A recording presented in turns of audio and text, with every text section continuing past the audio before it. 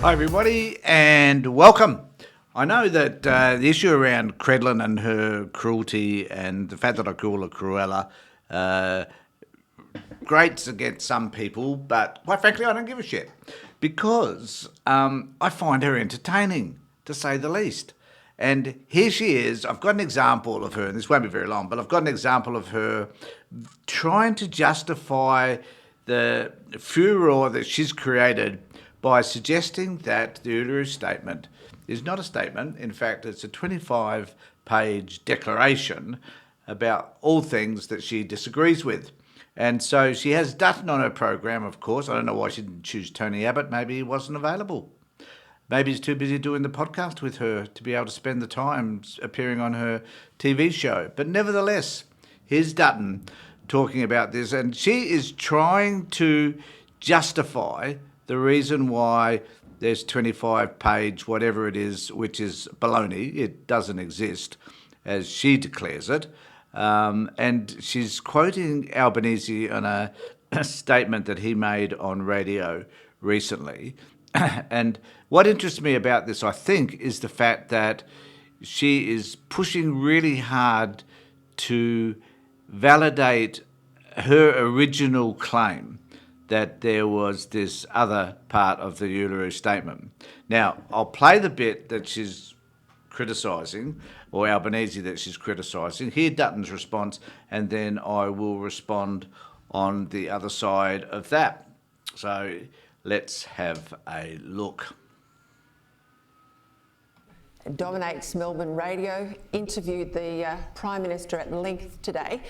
He's put out a podcast. I want to play a little of what the Prime Minister had to say. Have a listen.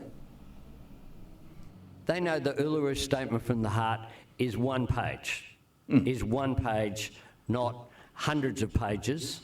But what are the other 25 pages? I've read them. What are they? What they are is a record of meetings. Some of them, they're records of the big lead-up that happened. Do you agree with most of what is said in those 25 pages? I haven't read it. You haven't read it? There's 120 pages. Why would I? I know what the conclusion is. I mean, why would I, says Peter Dutton. I mean, he has committed Australia to implementing Uluru in full if his voice gets up. How can you commit to implementing anything in full if you admit you haven't even read it? Well, it's a remarkable admission, because what the Prime Minister is proposing here is the biggest change to our constitution, our nation's rule book, since Federation. And that's why a lot of Australians are really, I think, bemused as to why the Prime Minister would keep the detail from them. And I just can't understand why the Prime Minister can't be straight with an answer when it comes to the voice. Why is the detail being kept from Australians? Why won't he? He was straight with the answer.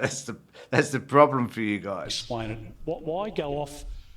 I mean, the interesting line there as well was, when he says, "Oh, it's not hundreds of pages." Well, I mean, the debate is about whether it's one page or whether it's 18 to 20 or 26. The fact is that that Megan Davis, can't get the name right, herself, has in speeches in her Parks oration, which I know you've covered on your show, in 2018, makes a specific reference to it, and it's not the only time. So just be straight with people instead of trying to be tricky all the time, because at the moment I think Australians are turning off the Prime Minister because they're just suspicious. Well, they're not. And I think the issue here for Dutton, Cruela and those people on the right is that there is stacks of information. And I've said this on a previous post. If you just want to Google Uluru Statement of the Heart or Uluru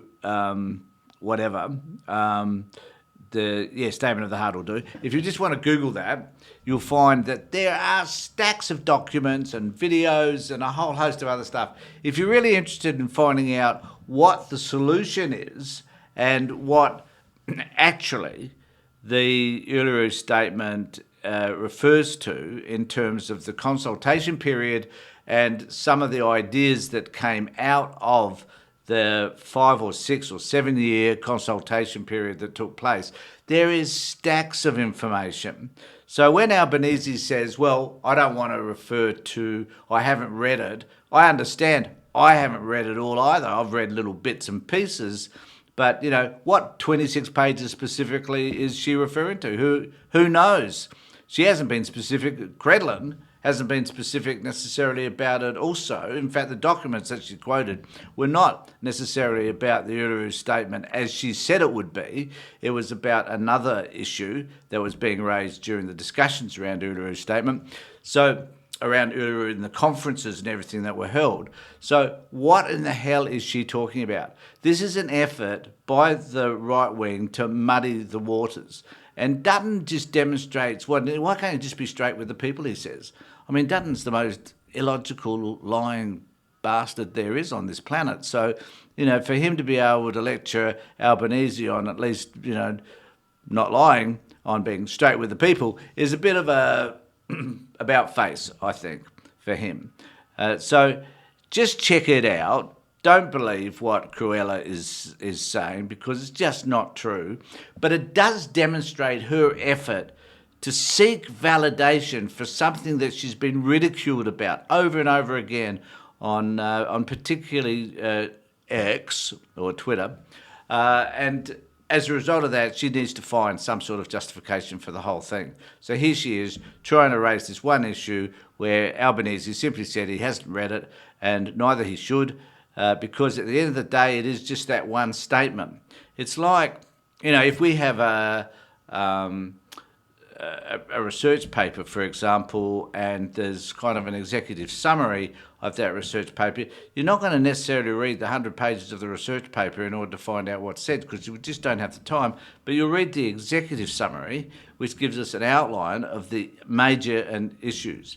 In this particular case, First Nations people have set upon an important statement. It is only one page. We don't need to know the ins and outs of all the other stuff, because this is the singular page that they are referring to as being their summary of all of the meetings that they've had at Uluru. So we need to focus on the statement. We need to make sure that the Yes campaign gets across the line so that First Nations people can be recognised in the way that they deserve to be. So thanks for being with me, everybody. Look, if you wish to contact me, please do so. Please subscribe. Please make a comment down below. Happy to respond to any of your comments, and let me know what you think. And if you wish to email me, you can do so on this particular email address. So make sure that you are looking after yourselves and that you're looking after other people. So just take care of yourself and be safe.